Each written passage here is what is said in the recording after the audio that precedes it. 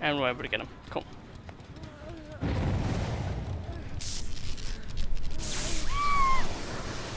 Electrify your life! And they're dead. They couldn't handle the neutron style. Hello, and welcome to the Doctor episode. So this is the last killer that you would get for free if you had the special edition. You didn't get Michael Myers for free, but you would get this one. So the perks that we are running are overwhelming presence, so items are used a lot more. Pretty much, like the use rate of the item is basically doubled. So, you know... Oh, he just wanted his envelope. Well, we'll get it for him. But, so pretty much, you basically, like, you know, a medkit that would heal 2 people only heals 1. A medkit that only heals 1 person doesn't heal you. But the problem is it tells them that you're there, and then secondly, it just says, you know, don't use your items near me. And then after the one interaction, people will probably stop trying to do that. Hello there, Dwight. So, the perks that we're running is that one. We have Monitor and Abuse, so our tear radius is reduced and increased, depending on the situation. So right now, it is increased, but it goes up and down by 8 meters, and our field of view gets bigger. No one's going for him, wow. Mean survivors, man. And the last one we have is Overcharge, which is whenever we kick a generator, we pretty much trap it. And I don't know if you know this, but generators that you kick actually, like when a survivor misses a skill check, they lose 10% progression of that gen. So not only will the person lose a good amount of progression on that gen, with this perk it goes up to 16%. And as well, they exploded the gen, so I think that does it a little bit more. Okay, why are you just begging me to tunnel you?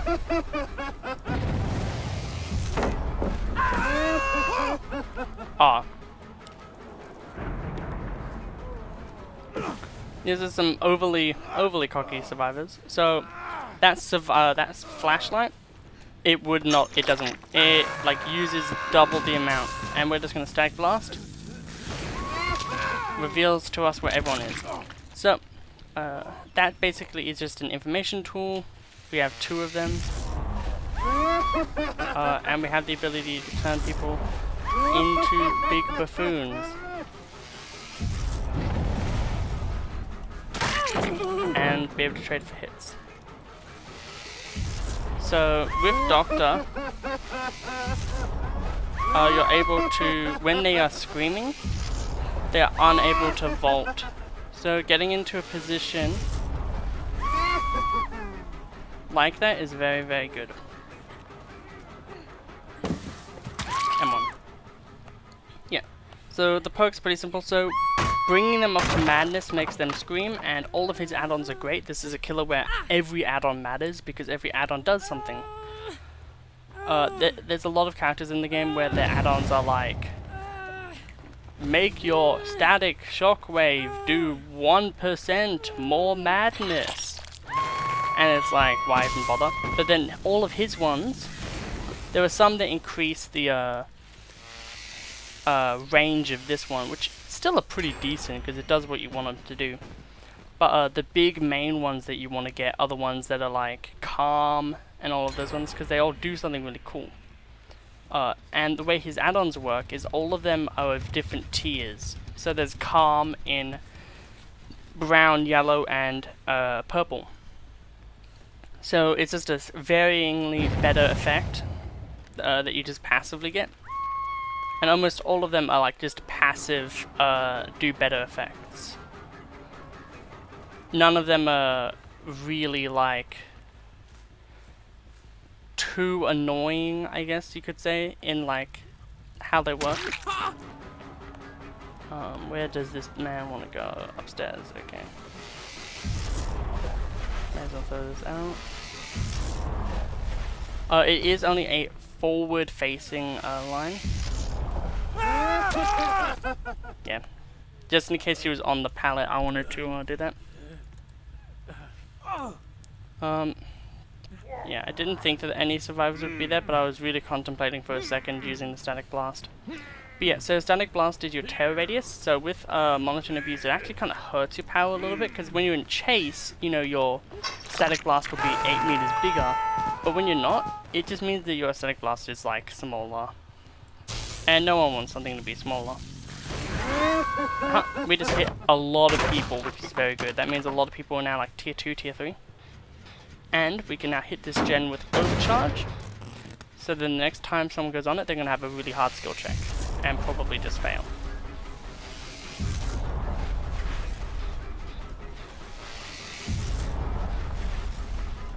Don't know why you just like basically took that hit for free.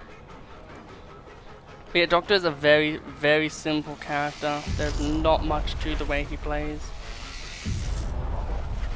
Where did he go? Oh. There's no pallet there, but there's a lot of add-ons. One that make fake pallets, which is actually one of his best ones. That was such a bad play from me. Like, honestly, I don't know how I missed that. So we know that someone's behind us. We know that someone's going to try to go for the save. So what we're going to do is say no. People cannot use items when they're in tier 3. So that lady who, with the flashlight who keeps trying to go for flashlights, no. She now physically cannot do that. Apparently she was nearby as well. She wanted to get the flashlight really bad. Yeah, Doctor has a lot of skill check, pretty much, I'd call it.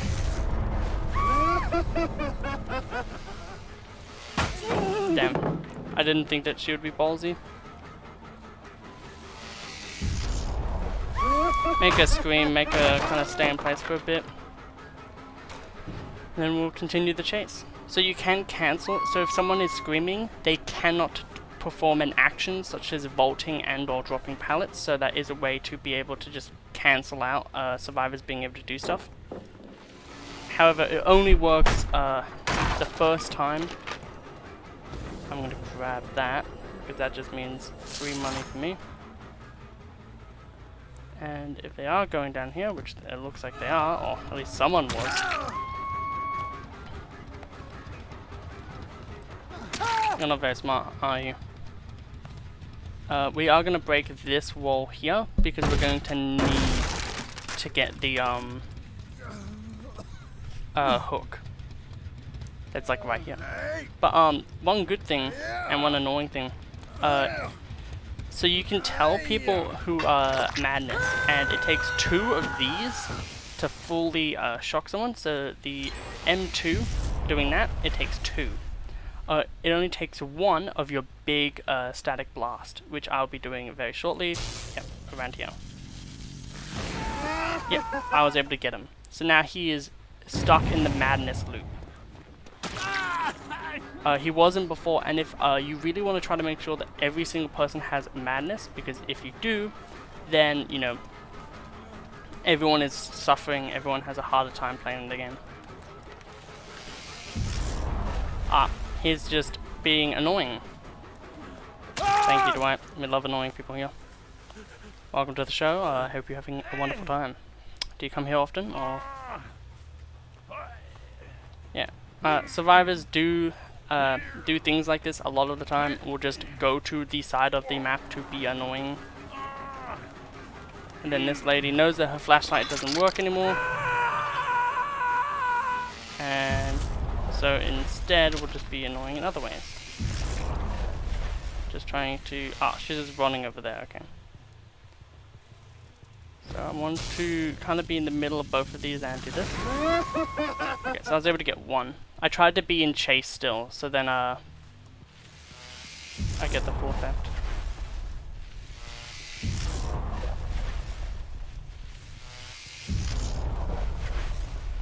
So she's not here anymore, I don't think. Doctor gameplay is very standard. There isn't very many ways to be like, oh man, look at this sick Doctor play. There isn't any of that with Doctor.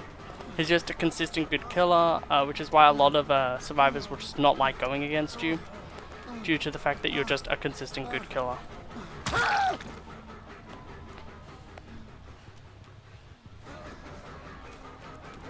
Hey there, fam. That flashlight treating you.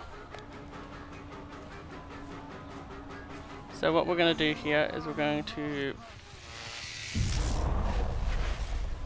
No, come on, keep playing the game.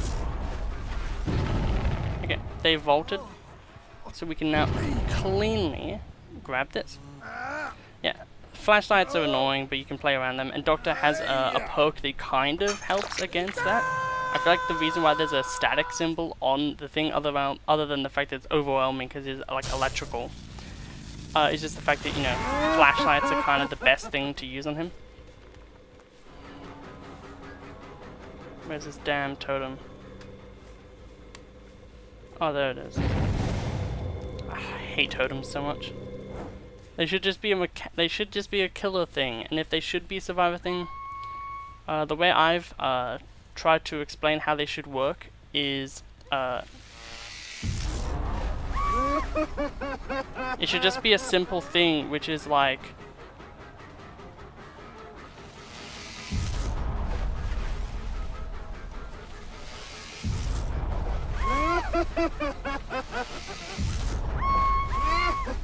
so they were just unable to get the pallet, but we were bad at the video game. Damn. We'll get bloodlust eventually. But yeah, just make it so they only can put down pallet boon perks. Oh, they were still able to get it. We're just too short. Why are you being so cocky about this?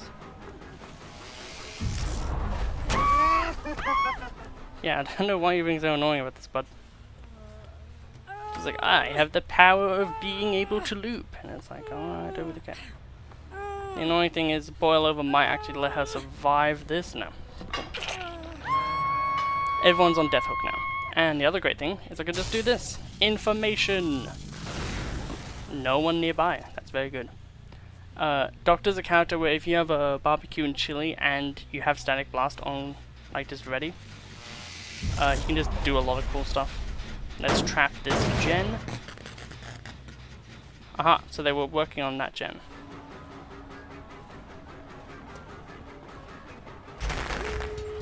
Ah, they're working on 2 gens. I'll just go for the kill. I don't want to camp out. That's lame.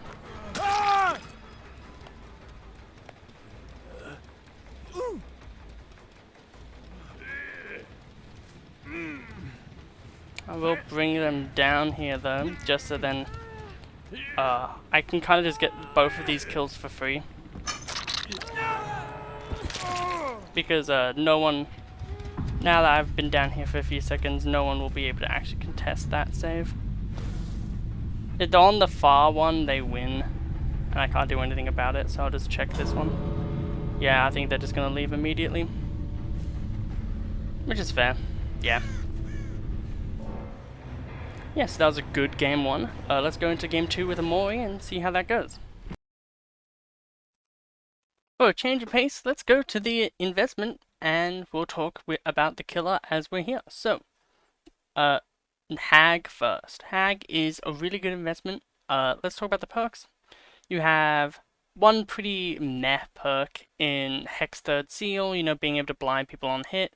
It didn't really do much in that game, but it can actually do something, so I would say it's like a kind of 2 out of 5 perk. Hex Ruin is just one of the best perks in the entire game. It can just carry you like crazy. It's one of the best just, oh, I can just chase the survivor off the gen, and then the gen doesn't get done perk. And it's the only one, only when you have Ruin, you can really like be like, yeah, I can chase these people off of gens. Because otherwise you have to kick the gen, and then it's like, oh, well, chase is fully reset. And then Hex Devour Hope, which is a crazy end game, or even mid game, just game ending perk if it goes off, but it's really hard to make it go off. So when you do get those games where it goes off, like we almost did, if the survivor just unhooked, we would have been able to have the satisfaction of that Moi, but we couldn't, so yeah. So, where do I place the Hag? Perfect investment. Really good perks and a really good base kit. Very fun games that we had. We had 2 games. that we played there, and for someone who hasn't really played the Hag at all, I really easily could understand the character, understand that she was, trap based, like have a spider web of, traps around, and just like even when I wasn't doing it that well on RPD, I still got a few cool plays. So, very fun. And now Doctor. So, Doctor, he has Overwhelming Presence, which is a really bad perk in my opinion. It doesn't really do anything. Many people have said that Overwhelming Presence and Unnerving Presence could like be put together, and then it would actually be like a 2-star perk. I agree. At the moment, both of them are 1-star perks. They kind of just they need to be together. Like it just makes sense to have both of them together. Make it so then whenever anyone's doing something in your terror radius, it's just the worst thing that they could do. Um, and then Monotone Abuse is a pretty damn good perk. It increases your FOV by, I believe, 8 meters or 10 meters. And it also makes it so whenever you're in a chase, your terror radius is increased by 8 meters, and whenever you're not in a chase, it's decreased by 8 meters. Monotone Abuse is like a really good perk just because of the fact that even at level 1, it still does everything you want it to do, only the FOV changes. But it's only really good on certain killers. Like if you really need to get the drop on someone, it can really help. Or if you are running a thing like, Starstruck and then you carry someone, that can increase your terror radius so then you can get, Starstruck value out of that. And then Overcharge, which is his final perk, which is when you kick a gen, you trap it, and then when someone goes on it, if they do not hit basically a DS skill check, the gen will explode at 16% regression at max level, and they will scream, notifying you. Where do I put him? I think Doctor's a alright investment. I feel like if you more just want the character, you can use him. But he doesn't really have any perks. Like he's better than Trapper overall. Like his kit is better than Trapper, but Trapper has perks. Like Trapper has like a 4-star and a 3-star, and then a 1-star. Doctor has a 1-star, a 2-star, and then like a 3-star. Or like 2 3-stars. Oh no, like I feel like yeah, like a 2-star, 3-star because most people aren't gonna miss skill checks at higher levels and such. But at lower levels, obviously it's a lot better. But this is more just like you're investing, you're grinding, you're gonna get to those good survivors eventually.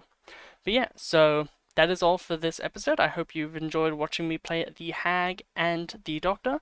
The next characters we'll be playing are the Cannibal and Freddy. So I hope you look forward to that, and I'll see you in the next episode tomorrow. See ya.